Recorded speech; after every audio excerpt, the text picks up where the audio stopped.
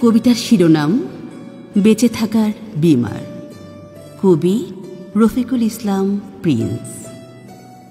যখন আমার হৃৎপিণ্ড নীরব থাকে আর আমি থাকি চঞ্চল কোলাহলে, কেউ কি বুঝেছিল আমার দুঃখগুলো কিভাবে খামছে ধরেছে পূর্ণ আমাকে? আমার একলা নিজস্ব ঘরে চড়েছিল বিশৃঙ্খল এক আত্মা, ভরেছিল তার আগাগোড়া প্রাচীন দৈন্যতায়।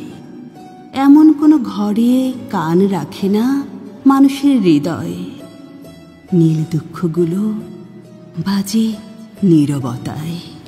একটি নক্ষত্র মেলায় আমি তাদের দেখেছিলাম, তাদের ভালোবেসেছিলাম।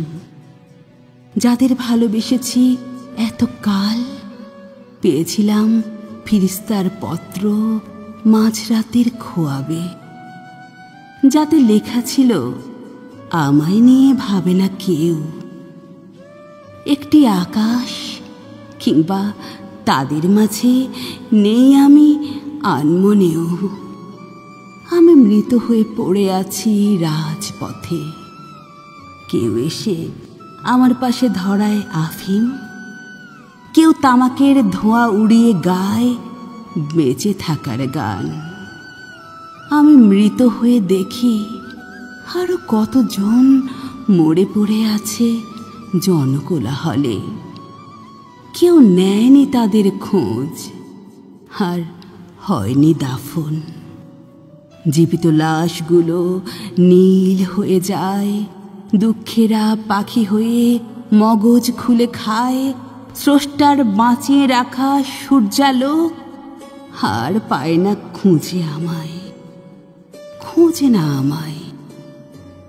বলেছিলাম আমার একলা নিজস্ব ঘরে ঘোরে এক বিশৃঙ্খল আত্মা। সেখানে মৃত পাখিরা গায়ে গান, রাতগুলো ফিরে পায় প্রাণ শুধু একটি পরিচিত শহরে। কেউ বোঝেনি আমার দুঃখগুলো কিভাবে খামচে ধরেছে পূর্ণ আমাকে।